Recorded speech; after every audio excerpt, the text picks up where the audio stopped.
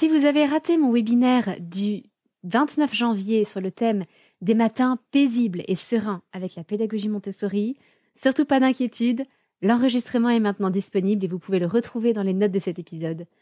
Allez le voir, j'espère que ça va vous donner plein d'astuces pour apaiser un petit peu vos matinées et vous permettre de démarrer vos journées du bon pied. J'en profite aussi pour vous annoncer la réouverture de mes 2 formations Vie pratique et Vie sensorielle Montessori. Il s'agit d'un pack commun. Alors la vie pratique Montessori, de quoi s'agit-il ? C'est très simple, ce sont toutes les activités de la vie quotidienne que vous allez pouvoir présenter à votre enfant avec le mode de présentation Montessori qui va permettre à votre enfant de développer sa concentration, son attention. Mais à travers ces activités, vous allez aussi l'aider à devenir plus autonome au quotidien.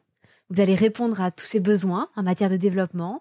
Vous allez pouvoir admirer dans ses yeux la petite étincelle de la joie de faire comme les grands. Vous allez l'aider à se responsabiliser aussi dans les tâches du quotidien et puis lui apprendre à prendre soin de lui, des autres et de son environnement. Petit bonus, en plus, la vie pratique Montessori, c'est une préparation à l'écriture puisqu'on va venir muscler la pince à 3 doigts qui va servir à tenir un crayon ensuite. Et ça n'est que la moitié de la formation puisqu'il y a encore toute la vie sensorielle Montessori. Mais ça, je vais vous en reparler à la fin de cet épisode. En tout cas, si vous voulez rejoindre la formation Vie pratique et Vie sensorielle Montessori, ne traînez pas. Le lien est dans les notes de cet épisode et vous avez jusqu'au vendredi 7 février pour nous rejoindre. Alors à très vite et puis d'ici là, bonne écoute du podcast. Bienvenue sur le podcast des Montessori 7, Montessori à la maison. Je suis Anne-Laure Schneider, formatrice Montessori et maman de 5 enfants instruits en famille. Ma mission, c'est d'aider les parents, les assistantes maternelles, bref, tous ceux que dans notre communauté nous appelons des souricettes, à mettre en pratique la philosophie Montessori chez eux, avec leurs enfants ou les enfants qu'ils gardent. Dans ce podcast, nous parlerons donc de pédagogie Montessori, mais aussi de discipline positive, d'instruction en famille, ce que l'on appelle aussi l'école à la maison, de co-schooling et de bien d'autres choses encore. On parle souvent de ce qu'on appelle le matériel scientifique Montessori. Et parfois, on peut être surpris de s'apercevoir qu'il ne s'agit pas forcément de matériel de maths, de sciences physiques, de biologie, mais qu'il peut même s'agir de matériel de français ou d'histoire.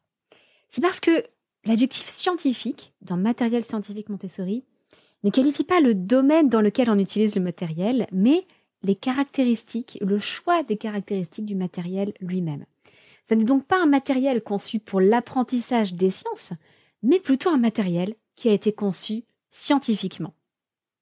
Que ce soit la tour rose, la fameuse, les blocs cylindres, le choix des couleurs pour chacun des matériels Montessori, rien, absolument rien, n'a été laissé au hasard. Et il y a une raison derrière chacun de ces choix qui a été effectué. Alors aujourd'hui, j'aimerais vous expliquer les différentes raisons qui ont pu guider ces choix, afin que vous sachiez aussi comment choisir votre matériel Montessori, que ce soit pour vous à la maison, que ce soit dans une classe, dans une structure de la petite enfance, afin de savoir à quoi il faut faire attention. Il peut y avoir donc différentes raisons qui ont amené Maria Montessori à choisir telle ou telle caractéristique pour son matériel plutôt qu'une autre. Première de ces raisons, il faut que le matériel soit adapté à la morphologie de l'enfant. Par exemple, la taille des chaises doit être adaptée. Même chose pour la taille des tables, des tapis. L'enfant doit être capable de porter tout cela, donc ça ne doit pas être trop lourd. Ça va avoir une conséquence sur le choix du bois, quelque chose qui ne soit pas trop dense. La largeur des tapis va être aussi guidée par l'écart entre les bras de l'enfant pour qu'il puisse porter son tapis enroulé et le ranger. Il faut que chacun des petits objets que l'enfant doit prendre en main correspondent à la taille de ses mains. Et c'est pour ça que dans la pédagogie Montessori, en particulier en vie pratique, on a beaucoup d'objets qui sont des versions un petit peu réduites, des objets que nous, adultes, nous utilisons dans la vie de tous les jours. Par exemple, de tout petits pichets plutôt que des grosses carafes. Ça, c'est le premier gros critère, peut-être l'un des plus visibles, des plus faciles pour nous, adultes d'aujourd'hui, à prendre en compte. Simplement vérifier que le matériel est adapté à la morphologie d'un enfant et d'un enfant de l'âge auquel on va présenter ce matériel. Un autre critère, qui est parfois ce que l'on identifie d'ailleurs avec le matériel Montessori, c'est la qualité et la richesse sensorielle des matériaux utilisés. C'est pour ça qu'on fait souvent le raccourci « Ah oui, Montessori, ce sont des jouets en bois ». Alors non, pas vraiment. C'est vrai qu'on va utiliser beaucoup moins de plastique dans le matériel Montessori. Pourquoi ? Parce que le plastique, c'est un matériau qui est inerte, alors qui chauffe quand il est en plein soleil, mais qui généralement est assez neutre au niveau de sa température, qui est très lisse, donc assez neutre aussi au niveau du toucher, qui est un matériau extrêmement régulier et qui offre au final des sensations assez pauvres. Alors certes, dans la pédagogie Montessori, il y en a beaucoup de matériel en bois, mais aussi du matériel en métal, en osier. On a de la laine, on a des tissus, on a du verre. Tout ça justement pour permettre à l'enfant un vaste champ d'exploration sensorielle. Troisième raison derrière les choix qui ont été effectués dans le matériel Montessori, ce sont toutes les raisons symboliques. C'est-à-dire, qu'est-ce que ce matériel représente qui va permettre à l'enfant de développer d'autres choses que l'objectif direct du matériel. Souvent, le matériel a un objectif indirect. Par exemple, tout le monde, je pense, connaît la tour rose Montessori. Bon. L'objectif direct, c'est d'aligner les cubes, au départ centrés les uns par rapport aux autres, et d'assembler la tour du cube le plus gros au cube le plus petit. Jusque-là, vous allez me dire, ça existe déjà un peu partout. On a beaucoup de tours de cubes qui existent, c'est un jouet traditionnel pour les enfants, mais l'une des particularités, dans la tour rose Montessori, ce sont les dimensions des cubes. Le plus gros cube fait 10 cm de côté, et le plus petit fait 1 cm de côté. Et entre les deux, on a tous les nombres, 1, 2, 3, 4, 5, 6, 7, 8, 9, 10 cm de côté. Pourquoi ? Parce que cette tour, en fait, elle représente une introduction à la base 10. Elle permet à l'enfant de commencer à absorber cette notion de compter de 1 à 10. Qu'est-ce qu'on entend par là ? C'est que 2, c'est 2 fois plus grand que 1. C'est 1 plus encore 1. 3, c'est 2 plus encore 1. Tout ça, c'est présent dans le matériel Montessori. C'est-à-dire que si vous mettez le cube de côté 3, à côté du cube de côté 1 et du cube de côté 2 à coller ensemble, vous allez avoir la même largeur. Et donc, cette proportionnalité entre les cubes, ces rapports entre les cubes sont les mêmes que les rapports entre les nombres de 1 à 10. Ces nombres de 1 à 10, ils sont représentés dans cette tour de cubes. Et ça va peut-être vous paraître assez évident, et vous vous dites peut-être, est-ce que toutes les tours de cubes ne sont pas comme ça ? Eh bien non.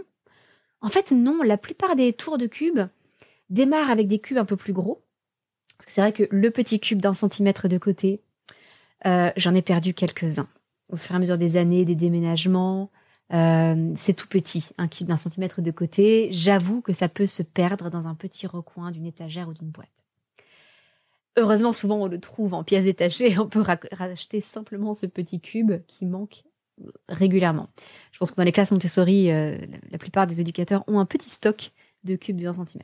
Donc, pour un jouet pour enfants, ça ne serait pas l'idéal, parce que cette petite pièce se perd facilement. Donc, dans les jouets, généralement, on démarre avec des cubes déjà un petit peu plus gros, par exemple 5 cm de côté. Et puis, on peut avoir des cubes qui ensuite sont d'un demi-centimètre plus large, avec un côté donc de 5,5 cm, 6 cm, 6 cm et demi, 7 cm, 7 cm et demi, etc. Sauf que là, on n'a plus du tout ces mêmes rapports entre les côtés des cubes, puisque on passe de 5 à 5,5. C'est pas du tout ce qui se passe quand on passe de 1 à 2. Donc on ne retrouve plus cette représentation symbolique des nombres. Donc vous voyez que la dimension de la tour rose a été soigneusement pensée pour semer dans l'esprit de l'enfant les graines du système décimal. Ce qui fait que lorsqu'on abordera le système décimal avec d'autres supports, ça lui paraîtra beaucoup plus naturel. Toujours sur cette notion de symbolisme, je voulais vous donner un exemple tiré de l'apprentissage du français, en particulier de la grammaire. Les symboles de grammaire ont une signification symbolique très riche. Par exemple, en ce qui concerne le nom. Le symbole du nom, c'est une pyramide noire. Et c'est là que vous allez peut-être vous apercevoir que dans votre propre matériel ou le matériel que vous avez vu sur certains sites, ce n'est pas une pyramide, mais un tétraèdre. C'est une erreur. Normalement, ça devrait bien être une pyramide avec une base carrée puis le haut pointu. Pourquoi ? Parce que Maria Montessori a choisi ce symbole parce que la pyramide, c'est l'une des plus anciennes constructions humaines. On avait les mastabas et les pyramides égyptiennes qui font partie des types de constructions parmi les plus anciennes. Vous avez aussi les pyramides mayas, etc. J'en prie doute sur les mayas ou les aztèques. Je pense que vous ne m'en voudrez pas pour cette incertitude géographique et culturelle. Bon. Cette pyramide, c'est donc parmi les choses les plus anciennes qui soient au monde, tout comme le nom est a priori le mot le plus ancien qui a été inventé. Lorsqu'on essaie de recréer un mode de communication, on commence par des noms.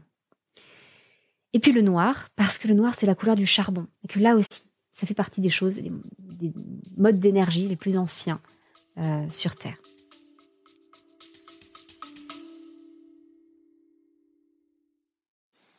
Je vais prendre une toute petite pause pour vous reparler un instant des formations vie pratique et vie sensorielle Montessori qui sont actuellement rouvertes, et ce, jusqu'au vendredi 7 février à minuit. Ce que je ne vous ai pas encore dit sur ces formations, c'est que tout est préenregistré, vous avez accès à des vidéos en ligne, à votre rythme, et vous conservez accès à la formation à vie. Mais je ne vous laisse pas seulement visionner des vidéos. Avec l'inscription à cette formation, je vous offre 2 mois d'accompagnement des Montessori 7. Dans cet accompagnement, nous abordons chaque mois un nouveau thème avec de nouvelles ressources offertes. Au moment où vous vous inscrivez, vous retrouverez toutes les ressources des dernières années. Donc, il y a déjà beaucoup de contenu sur cette plateforme.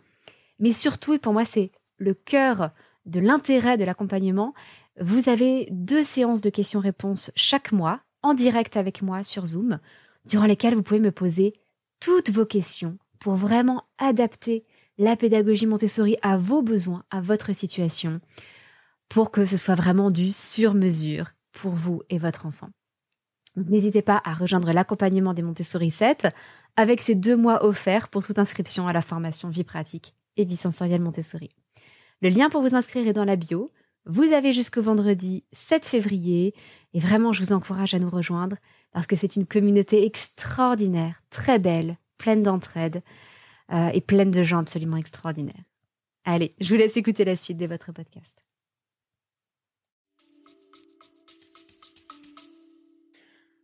De même pour la boule rouge, elle représente le verbe. Pourquoi ? Parce que la boule, elle est sans cesse en mouvement.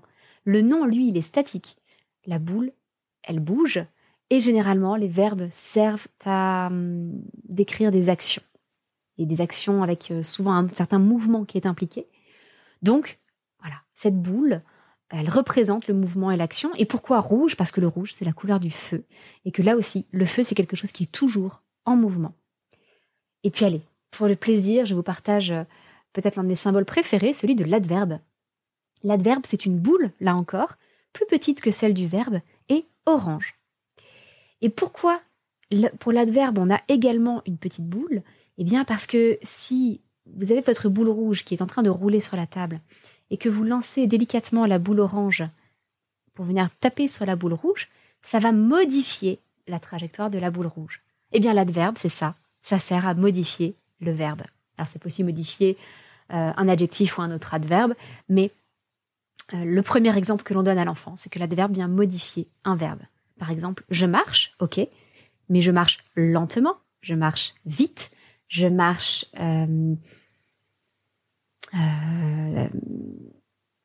évidemment, je ne vais pas vous trouver d'autres exemples, c'est fou, mais bon, je marche rapidement, je marche trop, je marche peu. Tout ça, ce sont des adverbes qui viennent modifier notre verbe marcher. Donc ça, c'est la troisième raison, et peut-être parmi les plus fondamentales, et celle que souvent on ignore quand on est de l'extérieur. Ce sont toutes les raisons symboliques derrière les caractéristiques du matériel Montessori. Et c'est là où beaucoup de sites internet et de matériels commettent de graves erreurs. Des sites chinois, des sites de grande distribution, des grandes entreprises que je ne citerai pas, qui reprennent un peu à leur compte le matériel Montessori, qui le modifient sans avoir pris conscience de tout ce qu'il y avait derrière. Et pour ça, il n'y a pas de secret, en fait, il faut se former. Vous voyez, tout ce que je vous ai appris là sur les dimensions des cubes de la tour rose, sur le choix des formes et des couleurs pour les symboles de grammaire, tout ça, ça fait partie des informations que je transmets dans mes formations.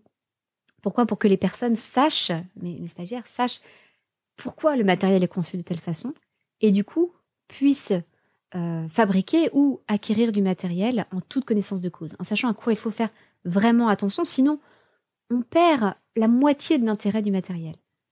On pourra peut-être avoir l'objectif direct du matériel, mais pas son objectif indirect, ce qui est quand même très dommage.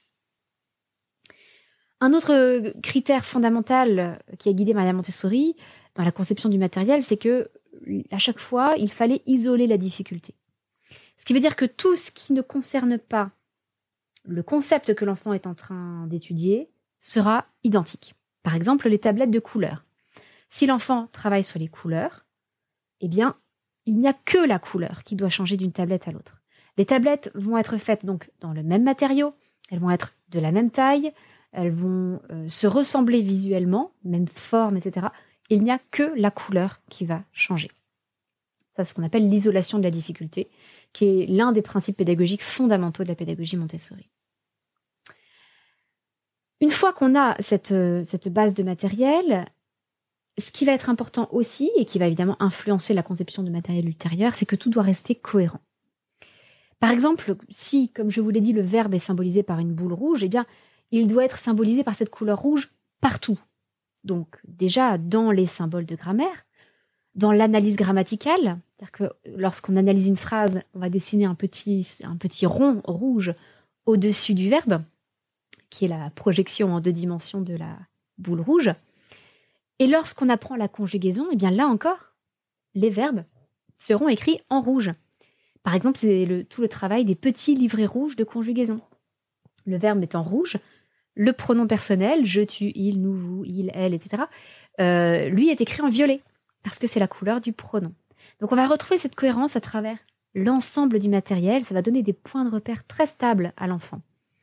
Ce qui fait que même avant qu'il ne connaisse le vocabulaire compliqué de la grammaire, alors bon, verbe ça va encore, mais des mots comme adverbe, préposition, eh bien il pourra utiliser le nom des symboles comme la lune verte, la boule orange, etc. pour se faire comprendre, pour reconnaître le concept dont il parle. Et cette cohérence va le suivre tout au long de son parcours montessorien. Je vais vous donner un exemple aussi issu des mathématiques. Dans les maths Montessori, on représente les unités en vert, les dizaines en bleu et les centaines en rouge. Ça, c'est un symbolisme qui se retrouve aussi bien dans les timbres Montessori, des petits carrés sur lesquels on représente les nombres de 1 à 9 en vert, parce que ce sont des unités. Les nombres de 10, 20, 30, etc. Donc toutes les dizaines qui, elles, vont être représentées en bleu, et puis 100, 200, 300 qui vont être représentées en rouge. Et tout cela, ça va aussi se retrouver dans le matériel qui suit, à savoir le boulier Montessori, où les boules vont être vertes, bleues ou rouges, suivant qu'elles représentent une unité, une dizaine, une centaine. Et on va également les retrouver sur les feuilles que les enfants vont utiliser pour poser leurs opérations en colonne. On va avoir une colonne verte pour les unités, un trait vert vertical sur lequel les enfants vont écrire les unités. À sa gauche, un trait bleu pour les dizaines. Encore à gauche, un trait rouge pour les centaines. Et on reprend un trait vert pour les unités de 1000, un trait bleu pour les dizaines de 1000, un trait rouge pour les centaines de 1000, etc., etc. Et donc, toute cette cohérence, c'est aussi l'une de mes plus grandes sources d'émerveillement autour du matériel Montessori, parce que tout se tient. Et encore une fois, l'enfant a des points de repère qui vont l'accompagner sur des années. Et je trouve que ça contribue grandement à ce que tous les concepts que l'enfant découvre soient profondément intégrés par lui et absorbés par lui. Et puis, il y a encore 2 autres critères qui ont beaucoup guidé Maria Montessori. L'un de ces critères, c'est l'observation des enfants. Et c'est sans doute en cela, par-dessus tout, que son matériel est scientifique. Parce que Maria Montessori, qui était médecin, ne l'oublions pas, donc une pure scientifique, elle a appris à observer, mais pas n'importe quelle observation. Vraiment une observation scientifique, une observation objective, impartiale. Et donc, chaque fois qu'elle a proposé un matériel aux enfants, elle a observé comment les enfants s'en emparaient, quels étaient leurs blocages et quelles étaient les choses qui, au contraire, fonctionnaient chez les enfants. Et à partir de là, elle a modifié le matériel et elle a observé, puis elle a analysé et ensuite, elle a agi, elle a fait des adaptations. Et ensuite, elle a recommencé à observer, à analyser, puis à modifier. Et c'est ce cycle de l'observation scientifique Montessori que je trouve aussi remarquable et qui joue un rôle immense dans la réussite de la pédagogie Montessori auprès des enfants. Maria Montessori était tout sauf une théoricienne. Ce n'est pas une philosophe qui avait des idées, des principes, qu'elle a ensuite cherché à plaquer sur les enfants. Au contraire, tout a commencé par l'observation des enfants, des essais pédagogiques, et à partir de là, elle a affiné toute sa pédagogie. Par exemple, au niveau du choix des couleurs, eh bien, elle a observé les enfants et elle s'est arrangée pour que les couleurs soient plus faciles à distinguer. Par exemple, pour les barrettes de perles, pour représenter les nombres Montessori. Les nombres de 1 à 9 sont représentés, enfin de 1 à 10 même, sont représentés par des couleurs toutes différentes. Eh bien, le choix de ces couleurs, pour le coup, n'est pas vraiment symbolique. Il n'y a pas de raison symbolique derrière. En revanche, il fallait que, en particulier dans les nombres un peu plus gros, 6, 7, 8, 9, où l'enfant va avoir du mal à compter les perles une par une, on a plus de risques de se tromper, il fallait que les couleurs se distinguent bien. Donc ça, c'est le fruit de son observation. Autre exemple, souvent, le matériel Montessori a des éléments en rouge. À chaque fois, ce sont les éléments que Maria Montessori voulait mettre en évidence. Donc on utilise beaucoup le rouge pour mettre en évidence quelque chose parce que c'est ce qui saute au regard de l'enfant. Ça aussi, c'est le fruit de son observation. Un autre exemple que je trouve très parlant, qu'on peut retrouver dans la pédagogie scientifique, le livre La pédagogie scientifique de Maria Montessori. Au départ, elle avait envisagé de démarrer l'apprentissage de l'écriture par les majuscules script, qu'on appelle aussi les majuscules bâtons. Et c'est d'ailleurs comme ça que souvent on apprend à l'école maternelle. On démarre par ces lettres bâtons et on demande aux enfants d'écrire leur prénom avec ces lettres bâtons. Sauf qu'en observant, et en particulier en observant des enfants, alors qu'elle appelle des enfants déficients, en fait ce sont des enfants, aujourd'hui on parlerait d'enfants handicapés moteurs, handicapés mentaux, ou des enfants avec des troubles spécifiques, des troubles du développement ou autres. Bon, eh bien, ces enfants avaient beaucoup de mal avec les majuscules script. Les traits de ces enfants se finissaient toujours par un léger arrondi, comme s'ils écrivaient un C plutôt qu'un trait vertical, par exemple.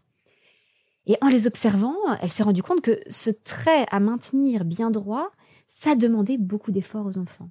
Et que lorsque les enfants avaient des difficultés particulières, ça leur demandait trop d'efforts, une attention trop grande à maintenir jusqu'à la fin du trait, et que c'est pour ça qu'à la fin, ça finissait par un arrondi. Eh bien, elle s'est adaptée, et c'est l'une des raisons pour lesquelles on démarre dans la pédagogie Montessori l'apprentissage de la lecture et de l'écriture par les minuscules cursives. Autrement dit, les lettres de l'écriture manuscrite habituelle. Et puis, je vous dis, il y avait une dernière raison, qui est peut-être l'une des plus amusantes, les plus anecdotiques. C'est que parfois, il y a simplement des raisons historiques. Par exemple, pour les lettres rugueuses. En fait, les lettres rugueuses, à la base, devaient être des lettres en creux. Un peu comme les pistes pour des billes. Vous voyez, ça devait être creusé dans le bois et l'enfant devait passer le doigt dans le creux et c'était le creux qui devait servir de contrôle de l'erreur pour l'enfant et le guider dans le tracé de la lettre. Sauf que Maria Montessori a fait faire un devis par un menuisier et que ça s'est avéré beaucoup trop coûteux à réaliser comme matériel. Et du coup, elle s'est adaptée et c'est là qu'elle a eu l'idée des lettres rugueuses. Et là, c'est le papier de verre, le papier un peu rugueux, qui forme le contrôle de l'erreur pour l'enfant parce que s'il en sort, eh bien, il tombe sur quelque chose de très lisse. Donc il y a bien un contrôle de l'erreur tactile, mais différent. Et pour le coup, la seule raison, c'est une raison financière. Et on pourrait se dire qu'aujourd'hui, j'avoue que je ne sais pas si ça coûterait plus cher à fabriquer de façon industrielle des lettres en creux ou des lettres rugueuses, mais on pourrait très bien s'imaginer du coup changer, puisque le critère d'origine était en fait un critère de coût. Et c'est là que j'en arrive à la conclusion de cet épisode. Alors je vais vous récapituler rapidement les principaux critères qui ont guidé Maria Montessori dans le choix des caractéristiques de son matériel. Premièrement, que ce soit adapté à la morphologie d'un enfant. Deuxièmement, qu'il y ait une grande qualité et une richesse sensorielle dans les matériaux utilisés. Troisième raison, des raisons symboliques. Quel est l'objectif indirect du matériel et comment on va pouvoir le faire passer à travers les caractéristiques du matériel, comme la tour rose avec ses cubes de 1 à 10. Quatrième critère, l'isolation de la difficulté. Cinquième critère, la cohérence entre l'ensemble du matériel, et ce, également entre différentes ambiances. C'est-à-dire que il doit y avoir une cohérence entre le matériel utilisé chez les 0-3 ans, les 3-6 ans, les 6-12 ans, etc. Sixième critère, simplement le fruit de l'observation scientifique. Et là, c'est vraiment l'origine même du terme de matériel scientifique, Montessori, parce qu'il a été conçu de manière scientifique, en observant, en analysant, puis en adaptant. Et enfin, il y a un côté anecdotique et historique derrière certains des choix qui ont été faits pour le matériel Montessori.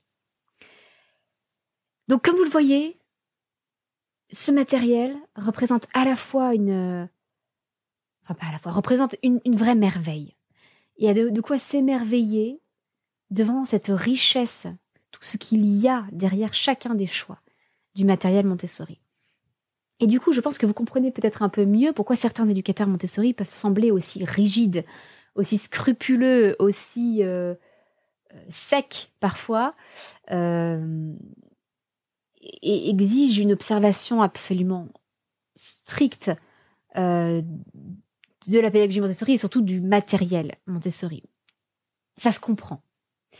On a parfois l'impression que c'est comme ça et pas autrement. Alors, la réalité, c'est que ce matériel, bien sûr, peut évoluer. Et je dirais même plus, il doit évoluer. Il doit évoluer en fonction des progrès de la science, les neurosciences cognitives qui nous disent beaucoup de choses sur la façon d'apprendre de l'enfant. L'observation des enfants n'a pas fini. On doit sans cesse continuer à observer les enfants et adapter le matériel s'il ne convient pas. Par exemple, les lettres rugueuses sont régulièrement transformées en des lettres avec un tissu un peu velours plutôt que du papier de verre, pour des enfants chez qui se toucher du papier de verre était une violence sensorielle pour eux, en particulier des enfants avec des troubles du spectre autistique. La simple idée de toucher ce papier de verre était rédhibitoire pour eux. Donc, on adapte le matériel en gardant les points importants. Par exemple, on ne peut pas se contenter de peindre la lettre parce qu'alors il n'y a plus de contrôle de l'erreur pour l'enfant. Il est seulement visuel et ça n'est pas suffisant. Donc, certains éducateurs ont eu cette idée de coller ces papiers autocollants un peu velours ou de coller du tissu de velours sur les lettres rugueuses. Ça, c'est une modification que l'on peut faire et qui est intelligente. Donc ce matériel, il doit évoluer grâce à l'observation des enfants, en respectant cette conception scientifique du matériel. Et je pense que l'un des meilleurs moyens de modifier ce matériel, c'est de se rappeler ce paradoxe de la barrière de Chesterton.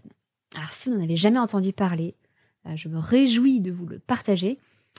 Chesterton, c'est un écrivain qui a écrit dans l'un de ses livres qui s'appelle La chose pourquoi je suis catholique, ce principe qu'il défend.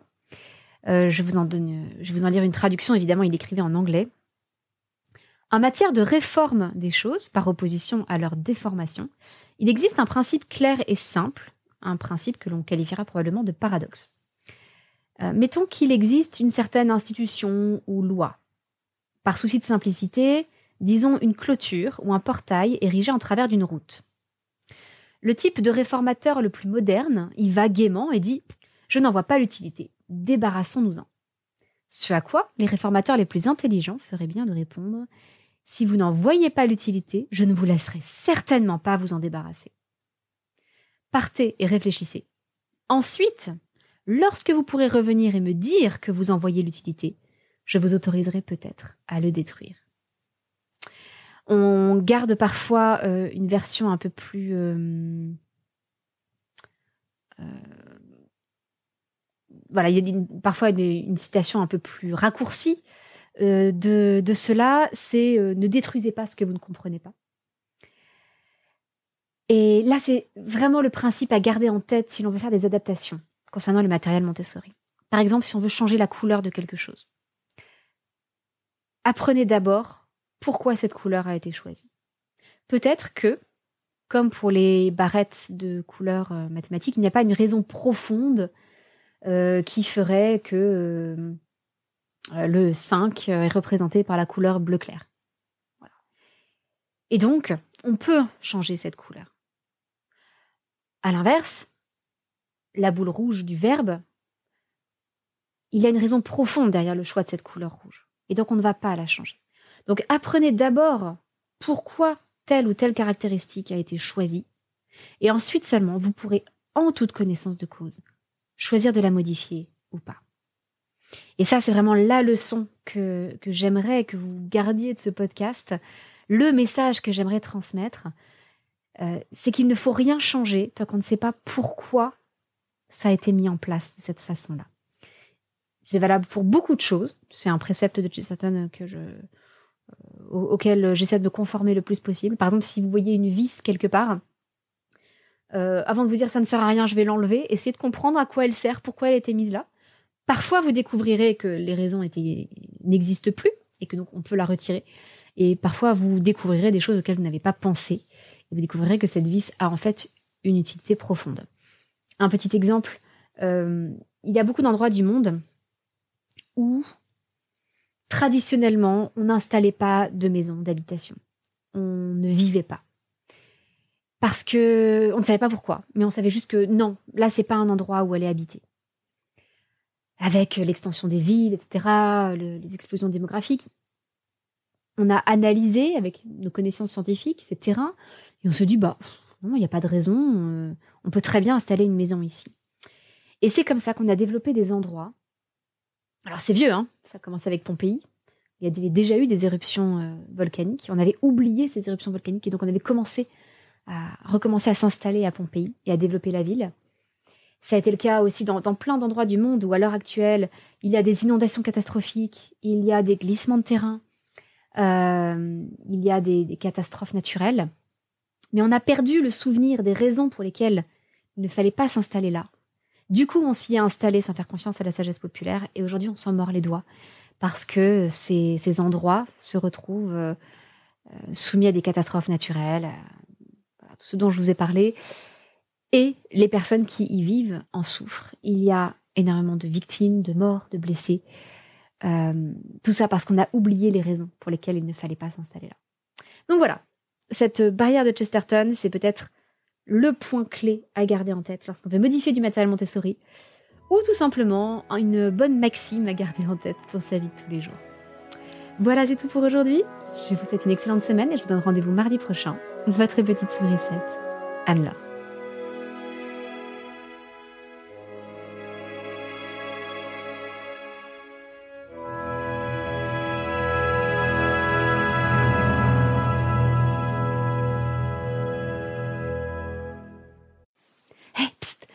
Vous savez, je vous avais dit que je vous reparlerai de la formation Vie sensorielle Montessori à la fin de cet épisode. Eh bien, nous y voici. La vie sensorielle Montessori, de quoi s'agit-il ? Eh bien, c'est tout ce qui va aider votre enfant à développer ses 5 sens, et puis tous les autres, parce qu'on a aussi le sens synesthésique, on a plein d'autres sens que les 5 sens que l'on connaît habituellement, à travers des activités Montessori. Votre enfant va aussi découvrir les formes, les couleurs. Il va prendre conscience des différentes dimensions, avec entre autres la fameuse tour rose, l'escalier marron, etc. Et puis, il va pouvoir se préparer à découvrir la musique, les saveurs, les parfums, bref, à découvrir le monde à travers toutes ces dimensions. Et puis, le côté formidable de la vie sensorielle Montessori, tout comme la vie pratique était une préparation indirecte à l'écriture, eh bien la vie sensorielle, c'est une préparation indirecte au calcul et aux mathématiques. Et oui, je vous assure, on commence à poser les bases du concept de la base 10, de compter en base 10, dès les activités de vie sensorielle Montessori. Alors pour nous rejoindre dans cette formation en ligne, ne traînez pas, vous avez jusqu'au vendredi 7 février. Je vous rappelle que vous avez en même temps 2 mois d'accompagnement offerts pour toute inscription à cette formation vie pratique et vie sensorielle Montessori en ligne. J'espère que vous nous y rejoindrez et j'espère vous y retrouver très vite. À très bientôt!